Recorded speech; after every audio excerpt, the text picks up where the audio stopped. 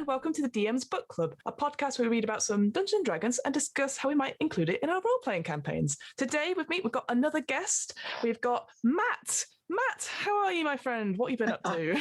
I'm good. I've been very, very busy this week working on the latest issue of Dragon Plus magazine. So, which has been, there's a lot of Candlekeep stuff in there. And that book has 17 authors. So we talked to all 17 authors, which is like doing 17 features instead of one feature. So do you want to quickly tell us about what Dragon Plus is in case, because obviously we just sort of brought you in and just were like, can you talk to us? And then like, what do you do? Yes. So Dragon Plus is very important facts to get across because I'm finding that people don't really know all of these facts. One, it is the official Dungeons & Dragons magazine. It is the follow-on from Dragon Magazine, which was a printed version. This is the digital version, which you can read on the web or as an app. And two, it is free. So don't be scared of downloading that app when there's no micro charges. We're not going to bill you for anything. Okay. It is not only free to read, there is lots and lots of free stuff in it as well. So we give away adventures, we give away NPCs and stat blocks and things like that. We've got some really cool stuff coming up from a great artist and a great writer who we've brought together, and they are just having the best time and we're loving what they're making. So so jump in and read it, and there's loads of stuff in there. It's great. Yeah, I absolutely love you always get really good cover art. I was admiring that the other day. And also I know you do was it origami? There was an origami owlbear or It was super cool. The listeners at home can't see this, but what I found was if you print one out A3 and one out A4, you get a mommy and a baby owlbear. Oh my god, that's so cute. That is so cute. So how did you get into role-playing then in general, or at least writing about role-playing games?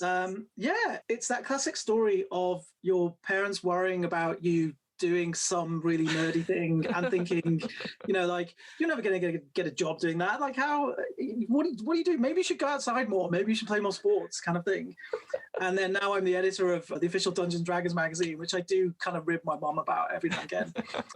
But yeah, I played from a really young age, like from a really early edition. I would have been about 11 or 12, I think, when we first played. My first DM was a guy in my class called Tusha Rajendran, who's now a professor at a university. And from there, when I went to, college, I played a different system for a long time. So it was really interesting because I played a system called Rollmaster, but we played lots of D&D adventures. So the DM there had to translate everything into a different system. Oh my goodness. So I've played through all the classic D&D adventures, but never with a D&D character a lot of the time. So, which is kind of weird. And I lapsed a bit in life. Life gets in the way kind of thing. And then I came back to it when one of my friends from college said, we're not really in touch very much more. This kind of group of friends that we had, what if we set up a D&D game? And for a part of this, I was living in LA as well. So I was playing over the internet. But we set up this game. And we were playing this game, so I got back into D&D, and I was working for a company, and my boss there went to work for a different company, and he lived down the road from me, and I literally walked by him one day, and he said, you write about video games, right? We've got some video game stuff we're doing. And I was like, yeah, sure, I'll drop you an email this afternoon. And I went to walk away, and just as I was walking away, he shouted, and you don't know anyone who knows anything about D&D, do you? Amazing. And I was like... I know about D&D. And literally about 3 days later, I was in an online conference call being unveiled as their editor for the official D&D magazine. Holy shit. Amazing. Crazy, yeah. So playing online then, so you got a lot of experience of, like, as you were saying, so were your, did you say your college people, they were back here in the UK then when you were playing online? Wow. Yeah, so we started that game when we could all, I could drive back to Stoke-on-Trent and sit at a table and play with them. And then I moved to LA. So I was like, okay, well, I'll research how to do this. And I believe we were playing with a very early version of Roll20, where you could type in, there's no fudging of the dice rolls. You would literally have to type in this complicated little mathematical equation in brackets of like, I do 1d6 plus brackets, forward slash d6, kind of thing, just to make everything work. There's no quick way just to click like you can in Beyond now, D&D Beyond, where you just click a dice and choose how many dice and just do it really, really swiftly. But yeah, it was great. I was away from my home country, so it was just amazing to be able to connect with them, in a way that we all know is very important right now. Definitely. And what was the time difference like then? Because LA obviously is on the West Coast. Yes. So I'm guessing, was it very late for them and really early for you? Or so we tended to play a weekend so that we could do like their 12 p.m. was like my 8 p.m. or something. So I could still play for a good number of hours, but no one was getting up too early. It's an interesting habit of the job is that, you know, I have done the odd 2 a.m. interview. Yes. Because a lot of people that I speak to for the mag are based in Los Angeles or Seattle. And every now and again, you know, it's pretty easy to move them off a time that's difficult. A lot of people are really okay to do what is a 9 a.m. for them, 5 p.m. for me, or 10 a.m. for them, 6 p.m. for me, and that's fine. But every now and again, you get somebody who is, you know, I won't name them, but they were working on 2 big D&D products at the same time. And they were at a convention one weekend and a convention next weekend. And they were literally going home, dropping a bag, picking up another bag, going to another convention. And he said, look, I've got this 1 hour when I can speak to you. And I think it was like 2:30 in the morning or something for me. And I was just like, sure, we'll do that. Yeah, let's do it, you know? Well, I think that's just what it is. Like D&D obviously creates so much creativity and stuff. And like you said, right now there's obviously that flexibility, and people are. Yeah. It's so nice that people want to talk about this stuff. But that's not what we're talking about here today. We're not talking about Dragon Plus. No. We're going to talk about something completely different. So, Matt, what is our topic of choice? What have you got for us today? So the topic of choice is the Dungeons and Dragons Annual 2021, which is interesting in a few ways because. Just talking about interviewing people in America, this was produced by Egmont in the UK. So actually everyone I spoke to about this was in the UK, so we could just do it normal time. Thank God. Yeah, which is good.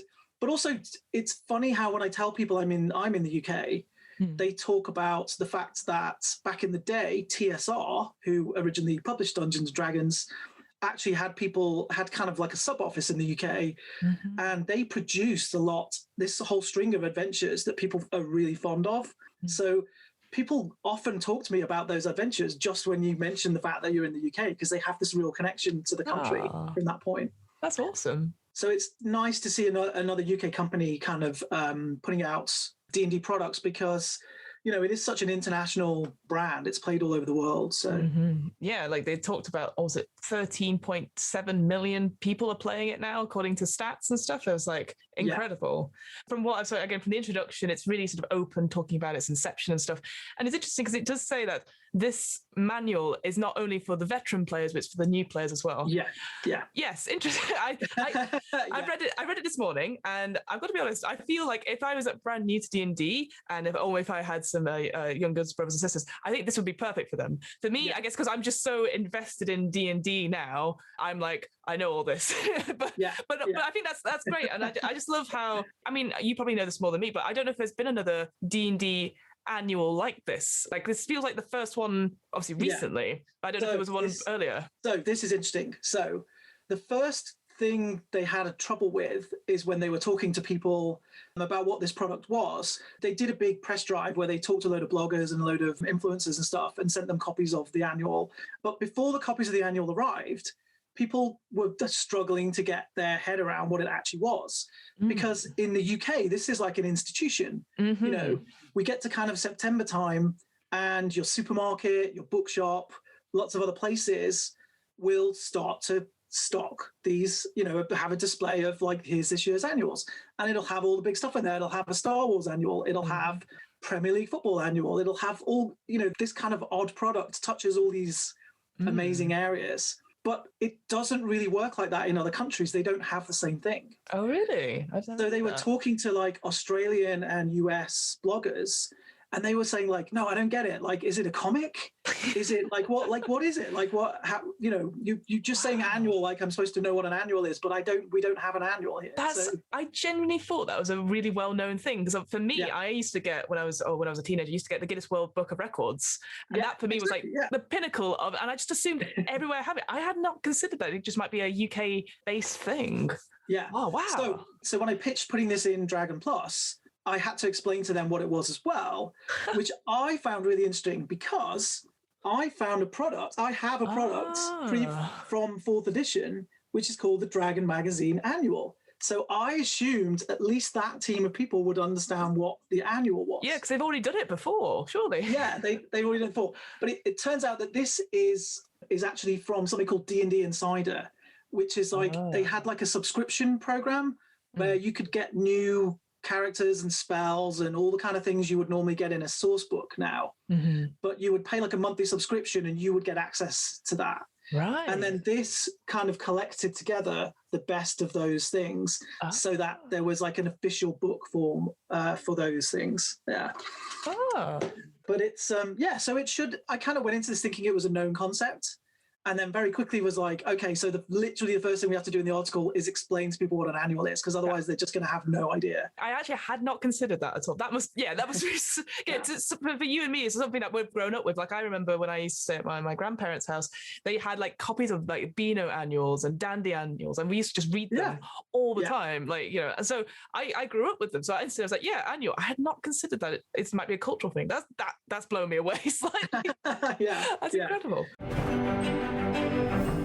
To go back to your point about the fact that this it's trying to be quite broad in that it obviously wants, I guess people will be bought this if they're into D&D. Yes. So it needs to have stuff in there that's going to, you know, entice them as well. But realistically, the way this is written and the way the stuff is presented, this is like a really good thing to give to somebody who's thinking about D&D, whether they're watching Critical Role or, you know, one of the many streams that are online, and they're thinking about it, or they've seen it in Stranger Things and they're like, that seems interesting, like, can we play that? This is a great thing to give them, to just really gently introduce all the concepts and all of the things that are in there without any of the scary stuff, like, you know, the scary stuff in air quotes of, you know, like, here's a character sheet with numbers and things you have to understand and do. It's like, no, you don't, you know, that's not D&D. That's just a part of it. You know, it's just how we play. So yeah. But yeah, looking through it all, because it's just under 100 pages. And yeah, it's got little bits of everything. And I quite like how it just takes the parts you need if you were just starting out. So yeah, like you said, there's like a quick history of like an overview of what D&D is. Here's like, here it is if you need, if you want to know. And a quick start guide, what you might need, how to do character creation, but it's more in depth. And it's certainly, I would say, more user-friendly. Like it just looks cleaner than in the player's handbook. For me, every time I look at the player's handbook and I want to hand it to someone to create a new character, I'm like, oh God, it's the 2 columns, block text. And, and I go, bleh. So I always have to go and use a different link. So it's really nice to actually see visual images on that. Yeah. So I thought that was quite good. And yeah, you've got like tips on world building, which I quite liked again, and just little bits and pieces, which you would assumably get if you bought like Dungeon Master's Guide or the Player's Handbook.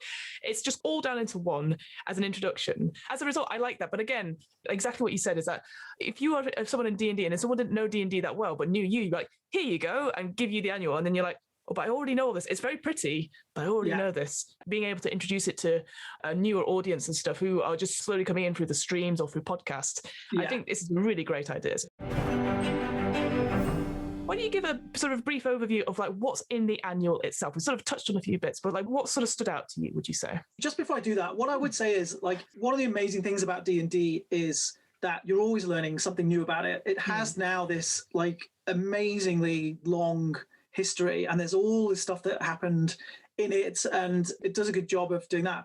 Even I learned something new reading this. So I was reading this stuff on Barovia and Ravenloft. Yes. And Strahd, Count Strahd von Zarovich, who's one of the most famous characters. And that D&D setting is like playing through Dracula, right? It's really good for that.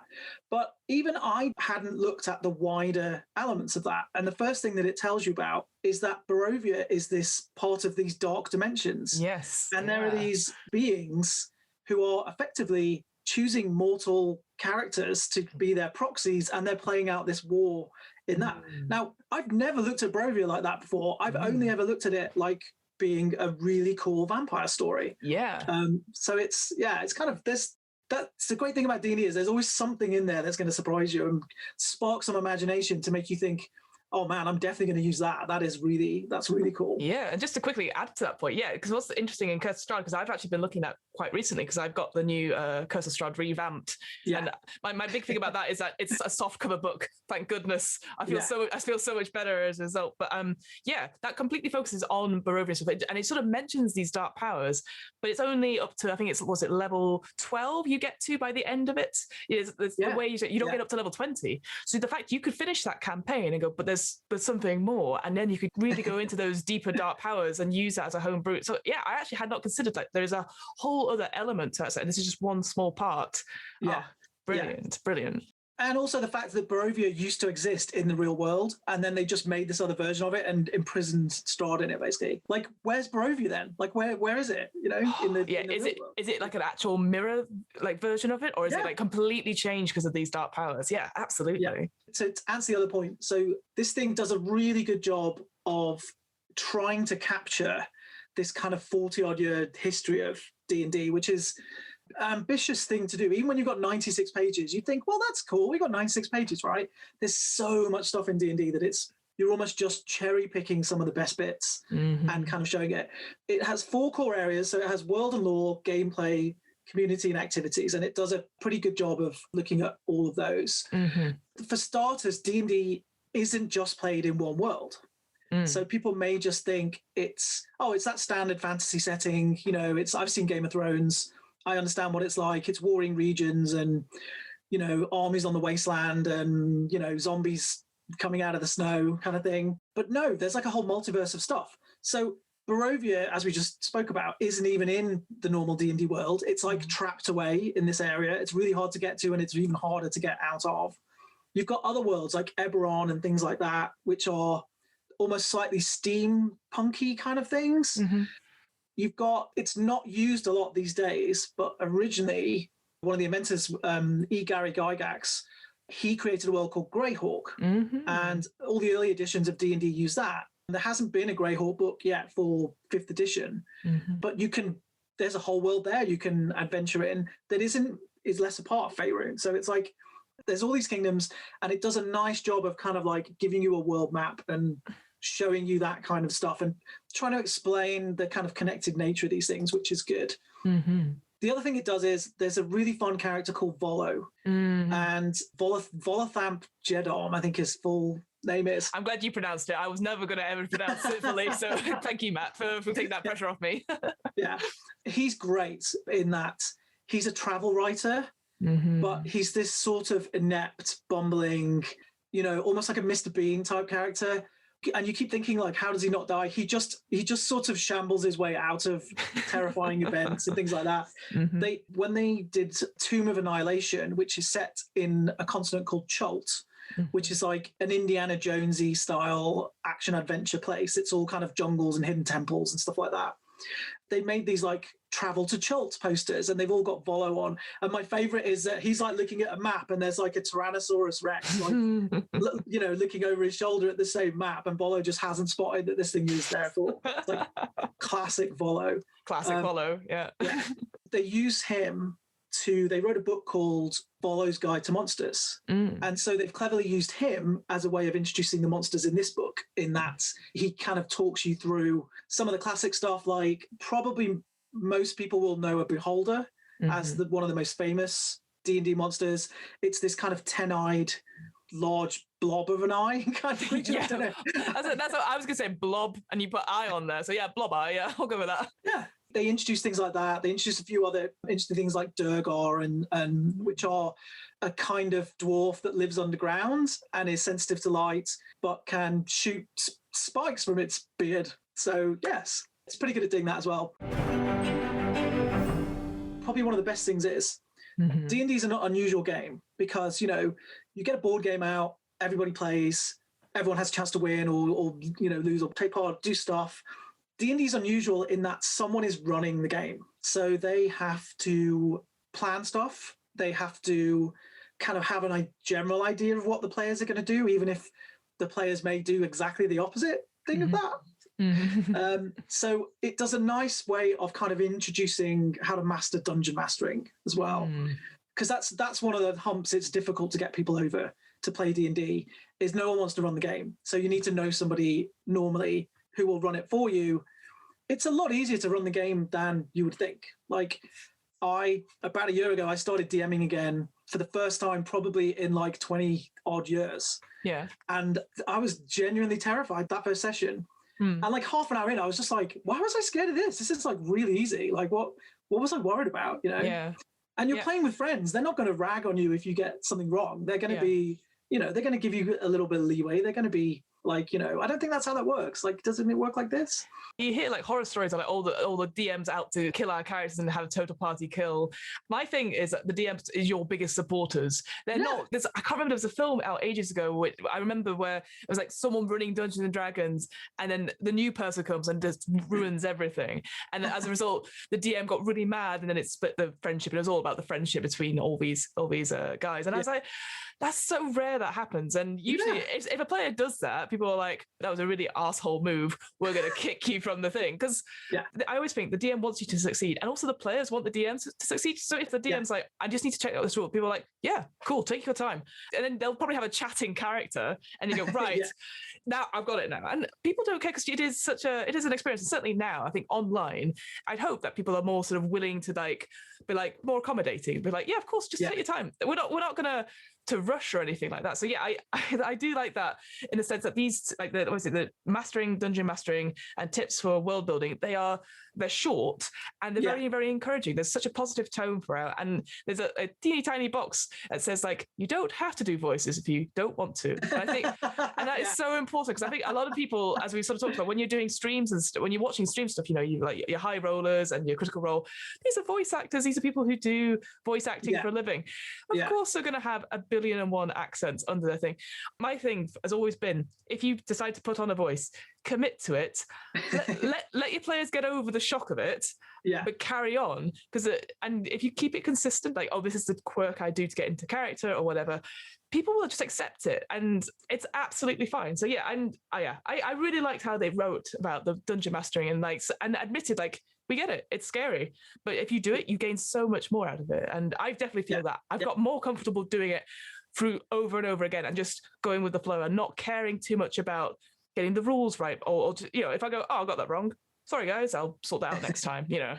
The other great thing about it is that it is a proper UK annual. So it has the staples in there that you would expect.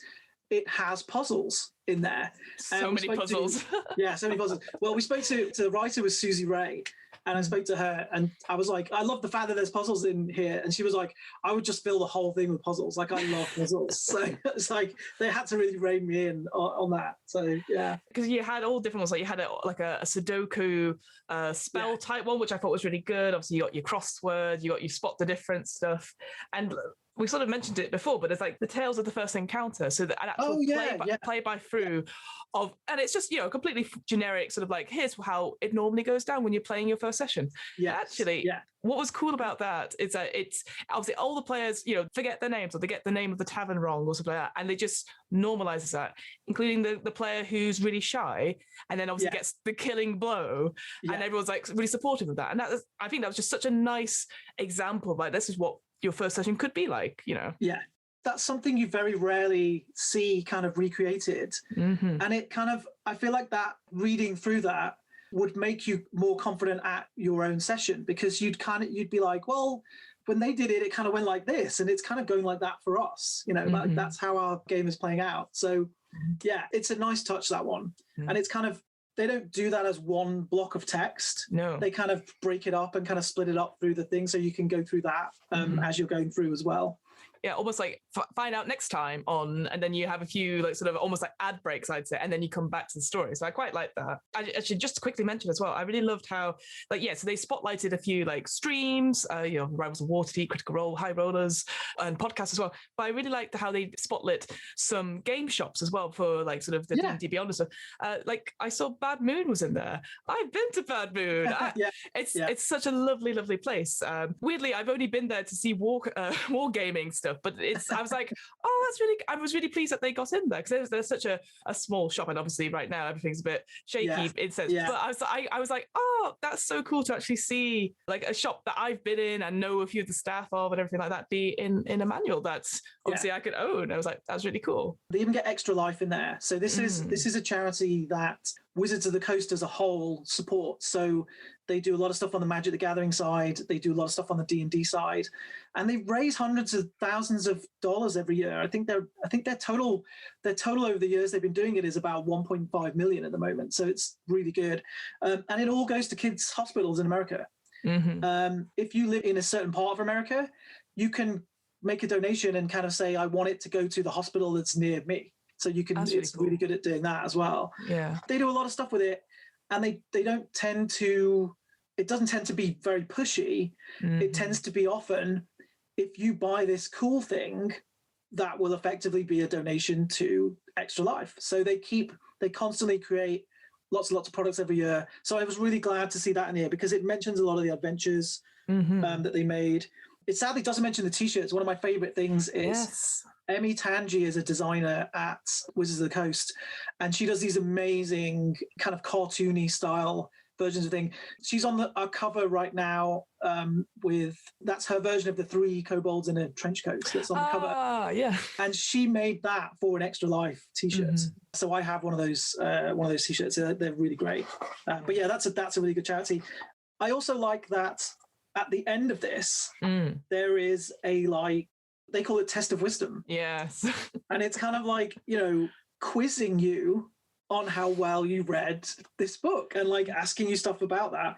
And I kind of like that because I feel like that will make people pop, like they might have got to the end rather than just closing this thing and like, that's it, I'm done. Maybe they'll kind of pop back and go like, well, what was that? What was that thing? What was, You could easily just miss little bits and pieces and go, oh, wait, what? And yeah, absolutely. And I think my only thing would be with that test. For me, when I ever see tests like that, when it's multiple choice, I want, like, if you scored X amount of measurements, you are the master of the realm or something like that, and have a little bit like that. That would be my only thing on that, because I absolutely like that as well when you have your 20 questions and stuff. And yeah, overall, like I really enjoyed it. I thought it was a really truncating all of this 40 years of stuff into a really easy format, which didn't give lots away as well, leaving it open for more annuals to come out. I think that's the key thing, is making sure your first in a series, I would assume, has enough to entice people in, but not everything. So people are like, right, done. Otherwise, it's just another 200-page book that people go, right, I bought this, I don't need to buy any other books, it's all fine.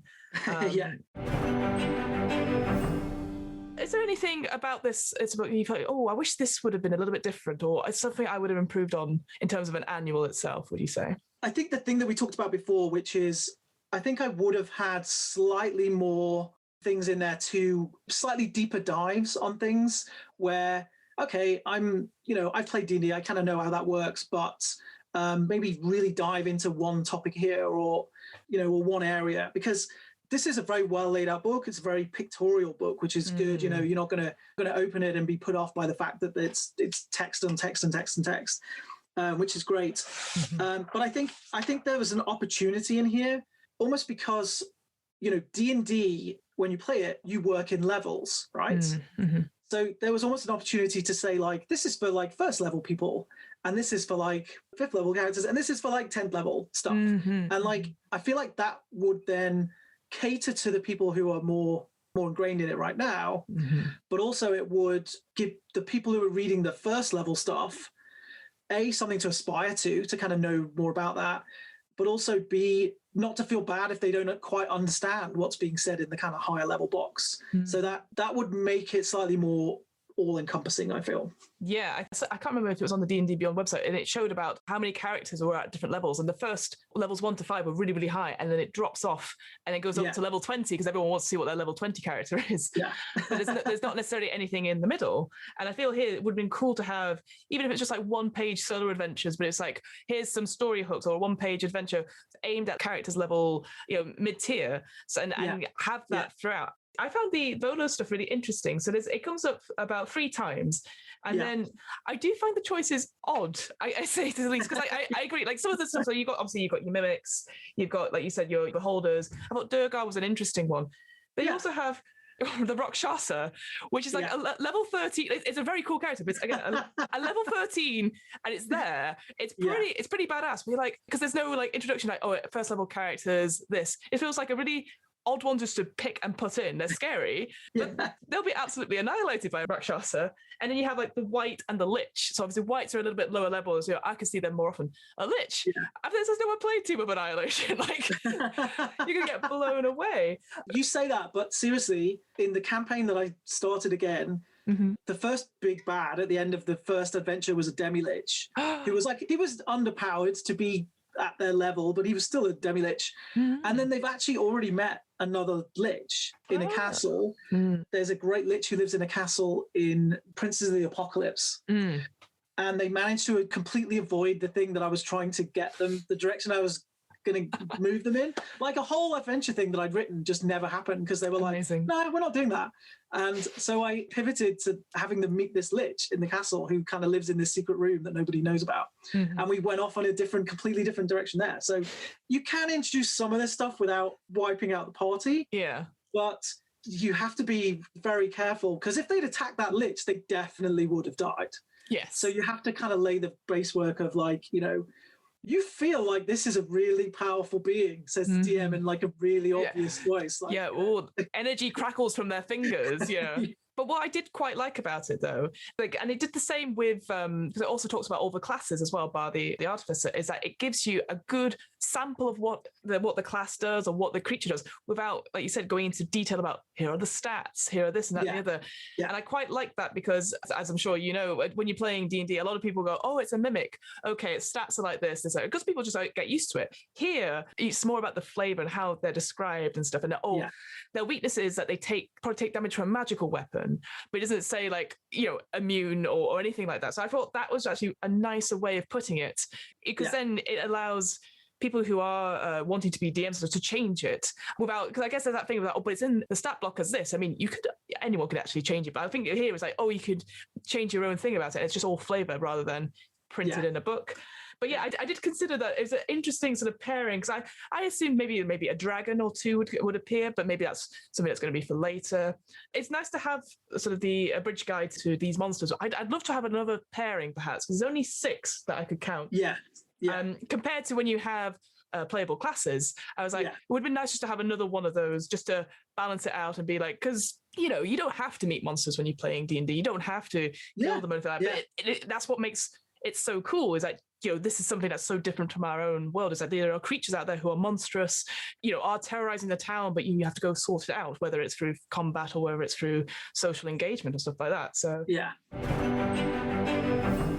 only other thing I was like, I'm not so sure about is that it did towards the end feel like it was getting a bit like a catalogue. It's like, here are all the things you could buy. And I was like, I've already bought all of these. Well, it's interesting. So on Dragon Magazine, we run the same risk in that essentially all we're doing is saying like, hey, look at all this cool stuff that's out there. And it could read awful. It could read like a press release, you know, like the whole thing. And a lot of the time what you're doing is you're just saying, right, okay, how do we make this interesting to the reader? Because even though we're trying to say, hey, Candlekeep Mysteries is coming out, you should buy it, it's awesome, right? What you're really saying is, Candlekeep Mysteries is great, and here's why it's great. And here are the people to tell you why it's great and what's interesting about it and what's unusual. And so that's a better read than and people will buy it if they think that, rather than you press releasing it and in a really boring, you know, kind of like, oh, wow, I really feel you're selling this to me, you know, like, as opposed to just telling me about it.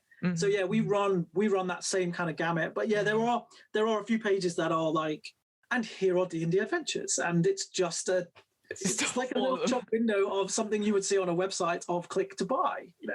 But the sort of shining light from that, though, so like the Forgotten Realms, the Adventures Across the Multiverse, it had the big picture of the Sword Coast, and then it's like, there's an adventure on this, and then a summary of that. And I really like that, because then you're like, oh, well, I want to know more. So like that one talked about Lost Mines of Phandelver, and Tomb of Annihilation, Dragon Heist, all those sort of things. And I was like, that's really cool, because then you can match it up. And I'm a big fan of maps anyway. But when I opened that page and it was like, oh, here are all the modules, I was like, well, I bought them all, I've not read them.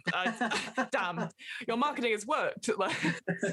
overall, really, really good, a really good introduction to stuff. Again, maybe I'm not sure about the audience who it's aimed at, but like if I knew someone was getting into D&D and wanted just to have a quick overview of stuff, I think this would be a really good introduction. And I think the other thing as well, like this, like I said, the step-by-step guide in creating a character, so straightforward. And I would probably go to this more so than the actual handbook, just because you don't have to read lots of text. It just goes through it very simply for everyone. So overall, really good. I'm putting together a group of people who've never played before at the moment. A group of friends who frankly never thought they'd play D&D, who I've, because we're locked down and I talk about, we do meetups and I'm like, oh, I can't, I'm playing that night, I'm playing that night. And they're like, maybe we should play. It's like, maybe we should do that. So I'm putting that together. Exciting. This is one of the easiest introductions, so I said that to some of them of being like, well, it's read this bit and read this bit, and that'll give you a kind of flavor of what we're going for. So it is a really good introduction to that, as opposed to some, I don't want to say better than some of the WotC stuff, but it is maybe a little bit better. It's a little bit better, yeah, it's fine. Well, thank you so much, Matt, because I hadn't actually read it until you sort of sent it to me. So thank you so much. It was really, really interesting. Yeah. There's a few things we can recommend that are kind of, if this interested you. So if you are looking for the deeper dive, there's a book called, it is massive, it is huge. It's called Art and Arcana. And it's put together by a group of people who absolutely love D&D. And they are like D&D historians. And they went out and found every image, everything that had ever been created for D&D. And they've brought it all together. And they tell the history of D&D by showing you lots of pictures of posters that were made and, pamphlets about the Satanic Panic and stuff like that. It's a really interesting, but actually really enjoyable kind of thing to go through and read. And you will know everything about D&D after you've read that. It's kind of insane. And on the other end of the scale are the Young Adventurers guides, which now finally come in a handy Young Adventurers Guide collection of the first 4 books. Yes. And they do a really good job of, the first one's on monsters and creatures. The second one's on, he says, not being able to read, warriors and weapons. There's one on dungeons and tombs. And there's one on wizards and spells. And I think they may make more of these because they've been super popular. They're a really good introduction for kids. A lot of people came to D&D through the art, and they really just liked the imagery, and they liked, dragons, and they liked heroic people fighting and all the kind of imagery that goes with that. Those books do a really good job of very simply explaining stuff and having loads of great art to go along with it as well. The next one they've got is Beasts and Behemoths, which looks incredible. Yeah, and it actually is very reminiscent for me when you look back at sort of the older editions, how they just were books like that would just come up randomly. Like I know obviously we now have like the player's handbook and this and the other, but that's what it just reminds me of, just the artwork and the way they've come out. Whilst I absolutely love reading through big books with lots of text, it's just nice to see all cleaned out and like, here's the basics, what you want to know. And then if you really want to go deep, you can do that in these other books. So yeah. So Matt, is there anything you'd like to plug? Anything you're up to that you can talk about? Anything like that? Let us know. First of all, obviously go and read Dragon Plus. Like I say, it's free. It's amazing. We get to talk to people that nobody else gets to talk to. For instance, we talked to everyone who wrote something for Candlekeep, and there's 17 of them. So it's like really in depth sometimes. We're often the first place you hear about new D&D products that are coming out. Yeah. So we have stuff in there that no one else has yet. I play with a group of players who are now called Roll Together. Find them on YouTube. You will find a really fun action adventure that we just did, where we're basically driving a muscle car through hell. Standard. I just assume you do that anyway, Matt, to be honest with you. Yeah, of course. That's my weekend normally. Right? Yeah. So, on our way to kill Mammon, who is a demon lord of hell. So we're all high level. It's rude, it's funny, it's action-packed. People don't get my jokes. It's great. I love it. Oh, no. They made this big deal of the fact that Mammon's house looked like a drug dealer's house from Scarface, say. And I made this Scarface gag, and there was a tumbleweeds after it, and I was so gutted because I was sure that would land. I was sure that would be like, come on. If they make it look like a Scarface, surely at least one person got it. Oh, that was awful. Oh no. But it's really good fun. It's so good. A great cast as well. And why don't you tell people what we're doing? Yes, I will. So we, you and I, and three other wonderful friends of ours, we've got John, we've got Dee, and we've got Mira, who have also very kindly guested on this podcast. We're doing Pantheon, which is going to be, it's 5 DMs who never get to play, and each of us will DM for each other for at least a couple of levels through a whole world we've created. And it's been a very exciting time. Did you get your roll-up dice bag in the end? I did not, but I've been promised a second. Oh, well, I will say, spoilers. So we got a map drawn, and everyone got a dice bag apart from Matt, who gave. Why did it turn up? Someone should have put their postcode in correctly, but also we should. Yes, yeah. Someone should have remembered that they moved house. Is what they should have done. Yeah. Well, but yes, it's going to be really exciting. We've done all sort of the prelim sort of one shots, and now we're hopefully in the next couple of weeks we're going to start putting the stuff together to actually record. I'm really excited for that. And actually, I was talking to John on when he was on. We looked at the Gothic lineages of Unearth Arcana. He's now considering changing his character to Reborn as a result. Yeah, interesting. There you go. Hot goss for you, Matt, because I'm the only one that knows that. But excellent. It's going to be really good. And the other thing I run the What Am I Rolling podcast, which is a twice monthly RPG one-shot podcast. As always, as I say on this podcast, it's going super well. What's going on with me? I'm doing the Wrath and Glory one-shot, which is a Warhammer roleplay fantasy one happening at some time in February, which is way past when this episode is going to go out. I'm sure it went really well. Matt, I've looked at the rules. It was amazing. That's what I heard. Oh, stop it. I made a Scarface joke and nobody got it. How's that? But yeah, that's going really well. I recently played, not for the podcast actually, but just in general, I played a game called Alice is Missing, which is from Hunters Entertainment, and it's a completely silent role-playing campaign. You're just on a WhatsApp group, and one of your friends goes missing, and you're all playing friends of this missing person, and over the 90 minutes, you find out what happens, and people play cards and stuff on Roll20, and it was really good, and we had to leave voicemails for it, and by the end, it got very tense at the end, because I was playing, again, we didn't record it, but I was playing the best friend who was a complete bitch. And I had private messages with other people. I was like being nice to them and then being a bitch behind their back. And it was, by the end of it, we had to, when we did the debrief, we did the thing where it's like, what thing would we like to take from this and what thing would we like to leave behind? And I was like, well, I mean, I'm passive aggressive anyway, but I don't want to be that passive aggressive in real life. That's just a general recommendation. Alice is Missing from Spencer Spark, I think they're called, but it's Hunters Entertainment. Really, really good. Brilliant. Well, that's us done for this time. So until next time, friends, we will speak, hear, talk. Matt, I don't end these well. Anyway, we'll see you. We'll see you again. We'll see you again. Bye for now. Bye.